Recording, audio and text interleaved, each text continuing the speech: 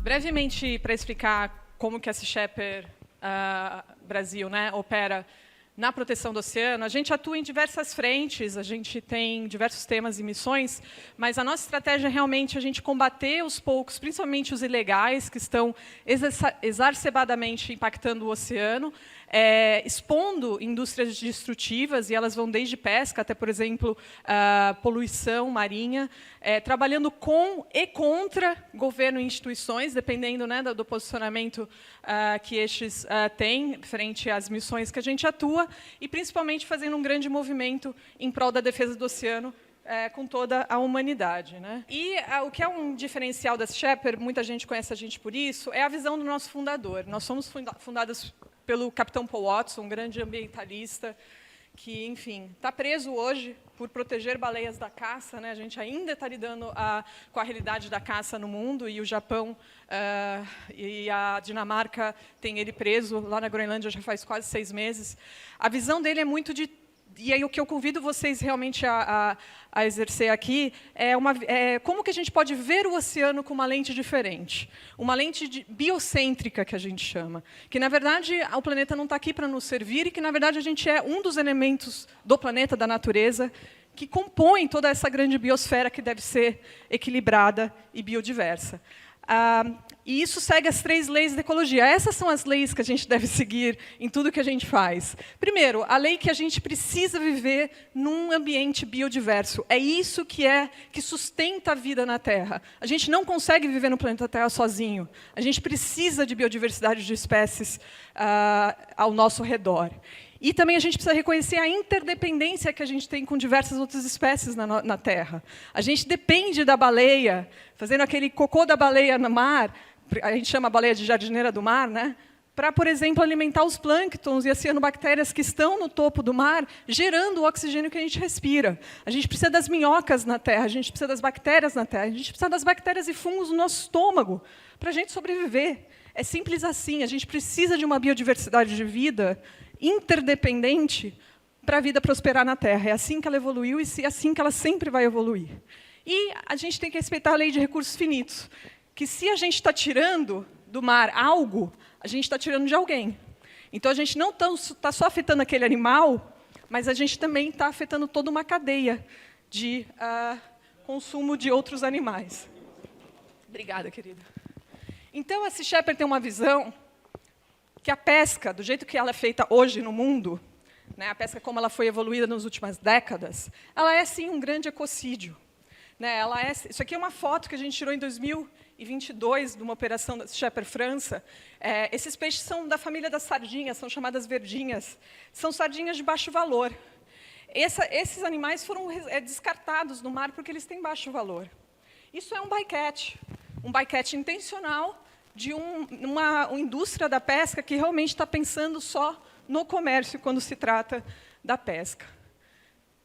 O que a gente não faz uma associação, gente, é que 99% das vidas que a gente mata por ano para consumo vem da pesca. Tá? Foi feito um cálculo pela Fish Council, uma organização não governamental do Reino Unido, que fala que por volta de 3 trilhões de animais são mortos por ano provenientes da pesca. Para quem não sabe, né, nós somos quase 8 bilhões de pessoas, consumindo por volta de 70, 80 bilhões de animais terrestres. No mar, isso vai para 3 trilhões de peixes. Se a gente colocar crustáceos, conservadoramente, vai para 7 trilhões. É imenso. E o que normalmente as pessoas não fazem uma associação, mas é a realidade. Todos esses animais são selvagens. Todos esses animais têm o seu papel fundamental para o balanço ecossistêmico de um bioma. É um conjunto de biomas no oceano. Deixa eu passar.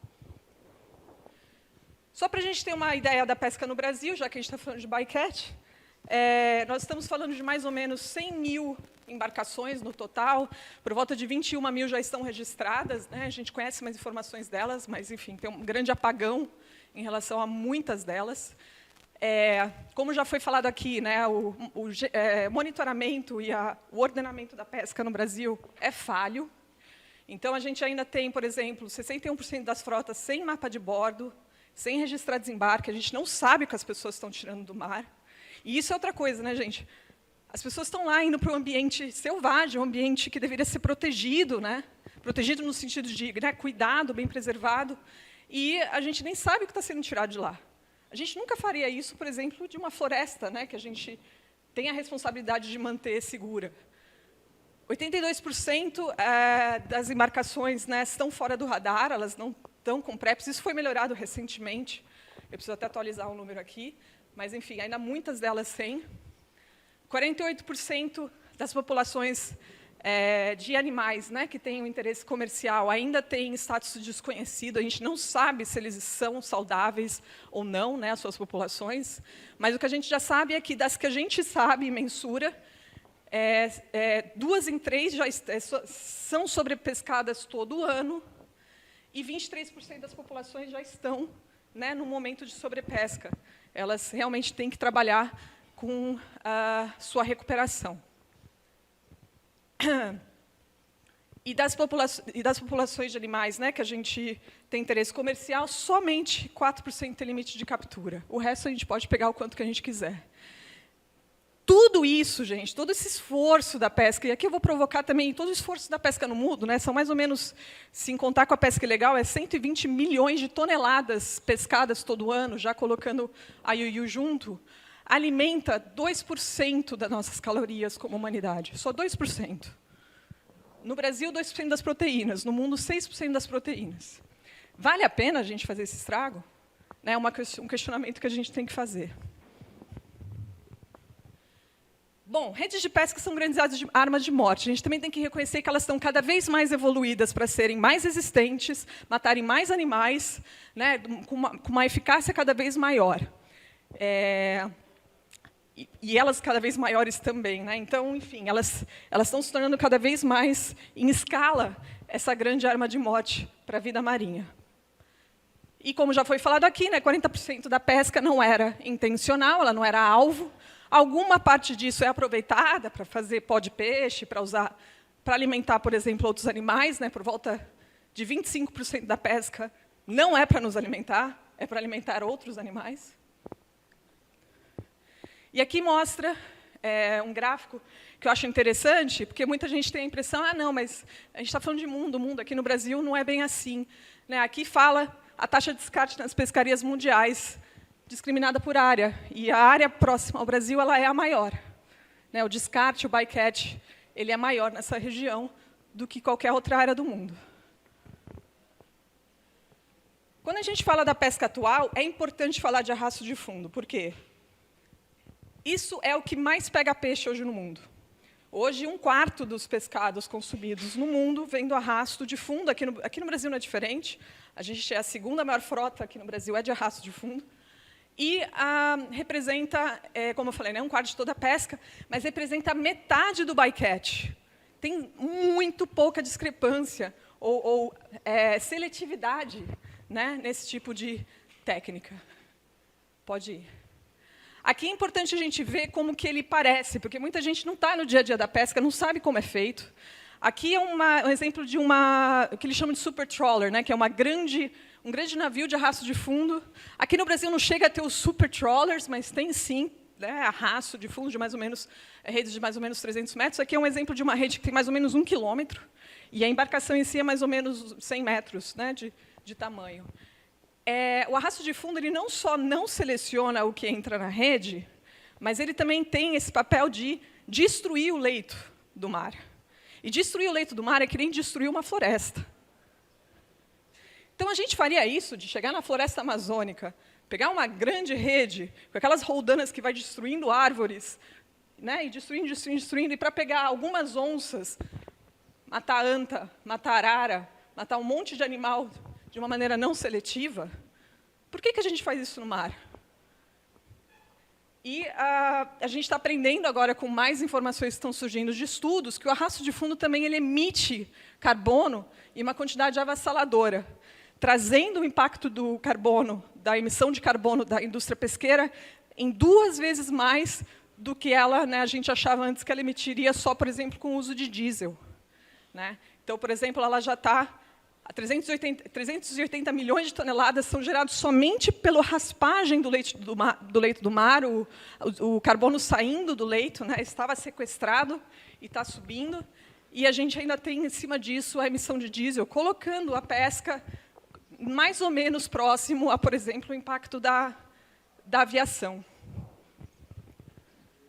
E a gente tem a pesca ilegal e não documentada também sem limites, né? 1 em 5 é pescado hoje, 1 em 5 pescados hoje são pescados de maneira ilegal ou não documentada. Então, quando a gente fala, né, da pesca, a gente tende, né, as pessoas que não estão muito próximas à pesca acham que o peixe delas é pescado por, enfim, varas, de maneira mais artesanal, e aqui no Brasil até provocam, né, a pesca artesanal, ela tem diversas cores. A pesca artesanal, como a gente acha ou espera ser, né, a gente, infelizmente, muitas vezes não encontra dessa forma, acaba sendo uma semi-profissional. A gente não questiona que, na verdade, o consumo de peixe ele está afetando diversos fatores, né, essa diminuição da população desses animais, mas também, por exemplo, está gerando uma grande poluição de plástico no oceano, que é o que a gente vai falar aqui, que é a rede de pesca fantasma. Então, a gente tem uma grande dissonância, e eu falo legal, mas também moral, em como a gente está encarando a situação com a fauna aquática e como que a gente encara a situação na proteção da fauna terrestre. E deveríamos realmente desassociar a maneira que a humanidade está preservando os selvagens terrestres comparado aos selvagens marinhos. Por exemplo, né, a gente tem no Brasil 100% dos animais selvagens nativos protegidos. Eles não podem ser caçados e consumidos, né? A gente tem realmente muitas leis sendo infringidas, mas essa é a lei. No mar, não. Eles são vistos primeiro como recursos. E aí a gente começa a criar leis para alguns. Só que mesmo quando a gente cria leis para alguns, por exemplo, baleias, né, que a gente tem elas protegidas desde 86, a gente tem ainda o aquático sendo movido pelo princípio econômico. E por que isso? É muito claro. Por exemplo, a baleia é uma espécie protegida, não deveríamos matá-la. Só que se um pescador pega uma baleia na rede e, eventualmente, esse animal morre, isso não é ilegal. E, gente, hoje as leis, tá? Hoje, você pode matar uma baleia com rede de pesca e simplesmente descartá-la, isso não é ilegal. Você não pode desemalhar uma baleia. Isso é ilegal. Isso é uma lei, né, que, inclusive, eu conversei com o ICMBio, surgiu recentemente. A gente não pode mais tentar salvar uma baleia de uma rede de pesca sem treinamento adequado e ser uma organização registrada. Isso seria maravilhoso se a gente tivesse muita gente treinada na nossa costa para fazer esse tipo de trabalho. A gente não tem, a gente precisa ter. Essa é a realidade das leis. Olha que dissonância que a gente tem que endereçar. Bom, a gente está ajudando em várias frentes. Aqui eu foquei na Sea Shepherd para trazer nosso trabalho da rede de pesca fantasma. Esse projeto Rede contra Redes, ele nasceu no fim do ano passado, começo desse ano. É um projeto que tem a intenção de criar um movimento de pessoas capacitadas para retirar redes de pesca, principalmente as mais difíceis e desafiadoras. Não é fácil, para quem tirou rede de pesca fantasma do mar, sabe isso muito bem, né? Elas geram uma grande nuvem, névoa, né, de detritos, não permite a nossa visibilidade, elas são muito pesadas, é muito perigoso retirar, dependendo da altura, principalmente. Então, a Rede contra Redes vem para a gente tirar redes ainda mais desafiadoras do mar. Então, a pesca fantasma, né, ela hoje representa 10% de todo o plástico no oceano. A gente já falou esse dado, né, 640 mil toneladas de redes descartadas. E, como eu falei, elas são feitas para matar a vida marinha, então, ele é um plástico feito para matar. É diferente dos outros plásticos, né, que pode matar, né, com certeza afeta, mas ela também foi feita para o animal se enrolar nela e não conseguir mais sair. Pode. E a gente traz uns dados aqui que veio de outro estudo que a gente terminou, lançou esse ano, inclusive, que é um estudo que a gente monitorou os plásticos encontrados na costa brasileira. E ele bate muito com os estudos internacionais, né? O que se vê na praia é uma indicação do que se está no mar. E a gente viu 11% de todos os itens plásticos nas praias do país sendo apetrechos de pesca. No sul, isso é ainda mais grave, né? 1 em 4 itens. 1 em 3 itens no Rio Grande do Sul, onde a gente mais encontrou. E a gente encontrou 92% das praias com plástico que é proveniente da pesca. 14% das praias eram particularmente redes de pesca mesmo, né? Isso é a ponta do iceberg do que, com certeza, que a gente vai encontrar no oceano. E o que é crítico, gente, é que a área de proteção integral é onde a gente mais encontrou apetrechos de pesca. Tem alguns motivos, algumas hipóteses que a gente está investigando, mas certamente é o fato de que nas áreas de proteção integral não há gestão para lidar com redes de pesca, necessariamente. É algo que é feito espontaneamente, mas deve ser, sim, algo a ser considerado para as gestões dessas áreas. Aqui algumas redes que a gente encontrou no caminho. Pode passar? Então, enfim, aqui a gente já falou esses dados, pode passar. Essas são fotos dos nossos projetos, né, de retirada de rede de pesca, como rede contra redes. Bom, aqui mais alguns dados, né, que mostram que as redes de pesca fantasma também afetam as populações de peixes, né, não só os mamíferos, e outros dados que eu já trouxe aqui. Então, Rede contra Redes nasceu, na verdade, com um projeto lá fora, que é o Ghost Net Retrieval, um projeto que surgiu no Reino Unido com a Sea Shepherd lá, e a gente trouxe o time que fez esse curso, junto com a Scuba Diving International. É um curso super cuidadoso, único, né, no mundo, que traz toda esse rigor, né, em como fazer toda a retirada de rede de pesca de uma maneira segura, somente com mergulhadores muito bem treinados, com outros tipos de treinamentos de segurança já envolvidos. E a gente trouxe para o Brasil em 2023. Esse é o primeiro grupo que a gente treinou, inclusive, né, com operadoras de mergulho parceiras, que trabalhando conosco. E o curso ele tem um formato de 2 dias. O próprio curso ele já é também uma ação de retirada de uma rede de pesca que a gente identificou. A gente começa com teórico técnico ambiental, né, o porquê fazer isso, e aí logo em seguida a gente vai fazendo um mergulho de introdução e já mergulhos teste, mergulhos de fato, com uma rede real. E aí a gente tem a missão do certificado no fim desse curso, para esses mergulhadores seguirem, né, fazendo essas atividades conosco. Inclusive, eu tenho um dos mergulhadores treinados aqui, o Zé, que está aqui conosco, ajudando na loja. Pode ir. A gente tem um grande rigor em quem são os mergulhadores que entram. É muito importante isso, né, porque realmente são redes mais desafiadoras. Então, a gente exige muitos mergulhos, Sea Dive Master, se possível, até com Rescue Diver. E a gente também faz uma grande pré-seleção, porque a pessoa tem que estar numa localização que a gente tem toda uma estrutura para realizar as saídas. Pode ir. E só para contar o impacto desse ano, né, era um ano experimental, a gente nem chegou a divulgar ainda para, por exemplo, a autoridade, a gente que pode precisar disso, né, que não poderiam fazer a retirada de redes de uma maneira mais convencional, mas a gente já teve 3 grandes operações, em Paraty, em Ilha Grande, a gente está com uma 4ª agora que ia acontecer esse mês, a gente atrasou para janeiro do ano que vem. Já temos 5 instrutores de instrutores treinados, ou seja, gente que pode disseminar esse treinamento aqui no Brasil, 12 mergulhadores treinados, uma operadora já pronta, outras estão ainda em processo.